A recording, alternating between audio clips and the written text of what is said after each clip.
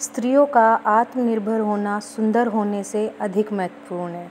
Friends, ये quotation मैंने आज कहीं पढ़ी और ये इतना मुझे टच कर गई और इसमें इतनी रियलिटी है कि कुछ भी कहें, ये चीज़ें बहुत इम्पोर्टेंट है कि किसी भी लेडी का सुंदर होने से ज़्यादा आत्मनिर्भर होना बहुत महत्वपूर्ण है। So hello everyone, welcome to my channel. कैसे हैं आप सब और आप सबकी स्टडी कैसी चल रही है? आई होप आप सबकी स्टडी बहुत अच्छी चल रही होगी फ्रेंड्स, और आप सब अपनी स्टडी DSSB, UPTCT, PGT या जिस भी एग्ज़ाम की प्रिपरेशन आप सब लोग कर रहे हैं उसकी प्रिपरेशन आप अच्छे तरीके से कर रहे होंगे। तो कल की वीडियो में हम लोगों ने शेयर किया था कि किस तरीके से हम नोट्स प्रिपेयर कर सकते हैं। जो PDFs हमने इग्नू की डाउनलोड की है उससे हम किस तरीके से नोट्स प्रिपेयर करेंगे और किस तरीके से हम PDFs को गो थ्रू कर सकते हैं और पूरे सिलेबस को कम टाइम में कंप्लीट कर सकते हैं, जिससे कि एग्ज़ाम टाइम पर हम अपने सिलेबस को कंप्लीट कर लें और उसको अच्छे से रिवाइज़ भी कर लें। सो अब धीरे धीरे जो रूटीन है वो टाइम जो है चेंज हो रहा है, टाइम बढ़ रहा है स्टडी का। बीच में मेरी जो स्टडी थी वो बीच में काफ़ी ब्रेक हो गई थी। अब फिर से स्टार्ट कर रही हूँ, कोशिश कर रही हूँ कि अपनी जो स्टडी है उसको कंटिन्यू रख सकूँ और उसमें कंसिस्टेंसी ला सकूँ। फ्रेंड्स, बहुत ही कम टाइम मिल पाता है, लेकिन जितना भी मिल पाता है उसके लिए ट्राई किया जाता है कि अपनी स्टडी को दिया जाए। अपनी स्टडी के बेटरमेंट के लिए हम क्या क्या कर सकते हैं, कितना टाइम हम दे सकते हैं, क्योंकि अगर आप एक हाउसवाइफ हैं, एक मदर हैं और कितना कुछ आपको मैनेज करना होता है, आपको हाउस होल्ड मैनेज करना होता है, आपको बेबी को मैनेज करना होता है, उन सब चीज़ों को देखने के बाद हम लोग क्या सोचते हैं कि हम अपनी स्टडी को भी थोड़ा टाइम दें, क्योंकि हमें इस चीज़ के लिए कोई और एनकरेज नहीं करेगा। ये चीज़ें आप जान लीजिए, हमें कोई और एनकरेज नहीं करेगा, क्योंकि किसी और के लिए हमें सिर्फ मैनेज करना है, हमें बेबी को मैनेज करना है, हाउस होल्ड को मैनेज करना है। वही एक आइडियल है, एक अच्छी चीज़ है कि हाँ, हम अपने काम पर ध्यान दे रहे हैं। लेकिन हमारे लिए क्या ज़रूरी है, हमारी प्रेफरेंसेस क्या है? हमारी प्रेफरेंसेस में हम सेल्फ़ होना चाहिए, क्योंकि सेल्फ़ के लिए अगर हम कुछ नहीं कर रहे हैं तो क्या ही फ़ायदा इस स्टडी का, क्या ही फ़ायदा इस एजुकेशन का। अगर आप एजुकेटेड हैं और आप आत्मनिर्भर नहीं हैं तो क्या ही फ़ायदा उस एजुकेशन का जो हमारे पेरेंट्स ने हम लोगों को दी थी, ताकि हम अपने लिए, अपने बेटरमेंट के लिए उसको यूज़ कर सकें।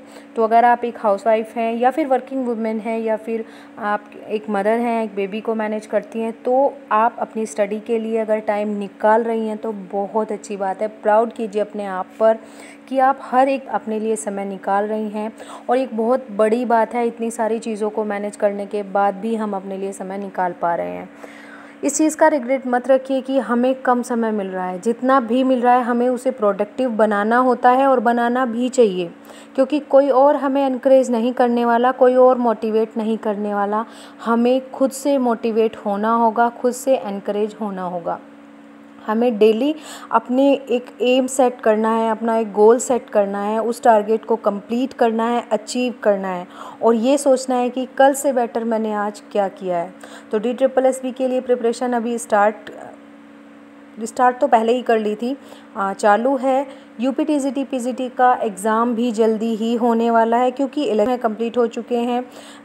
UPTCT PGT एग्ज़ाम्स की डेट भी आने वाली है, और DSSB तो काफ़ी तरीके से एक्टिव हो चुका है।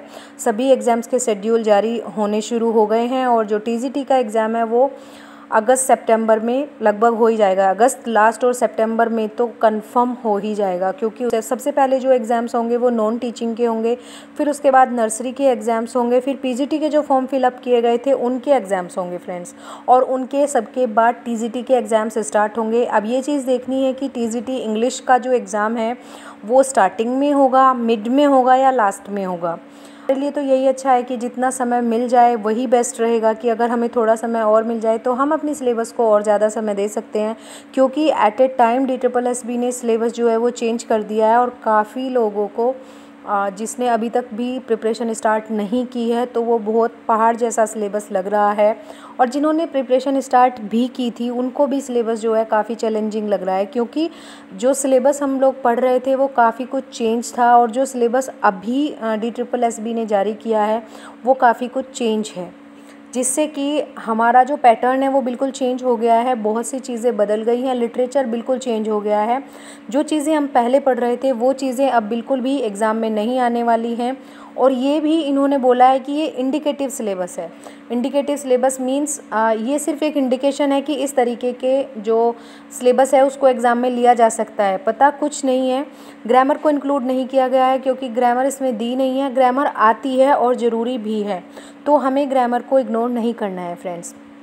अब बात कर लेते हैं यूपी टीजीटी और पीजीटी की। सभी लोग बोल रहे थे कि DSSB में लगे हो, टीजीटी को आप बिल्कुल भूल गए हो।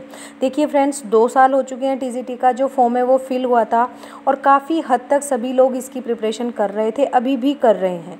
लेकिन मेन चीज़ ये है कि ना तो अभी एग्ज़ाम का कुछ पता है कि कब होने वाला है, और ना ही प्रोसेस, यहाँ पर जो यूपी की प्रोसेस है वो आप सभी लोग जानते हैं कि किस तरीके की प्रोसेस रहती है।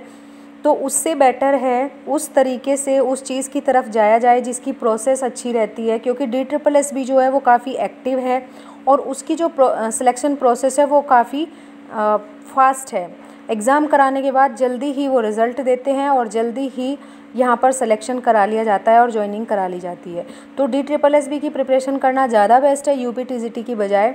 और अगर एग्ज़ाम डेट आती है तो दोनों पर ही ध्यान दिया जाएगा, लेकिन अभी जो चीज़ें हैं सबसे ज़्यादा टाइम दिया जाएगा DSSB के लिए, क्योंकि उसका सिलेबस अभी अभी चेंज भी हुआ है, नया सिलेबस है और उसमें जो फर्स्ट पार्ट है उसमें 5 सब्जेक्ट्स हैं, उनको भी कवर करना है।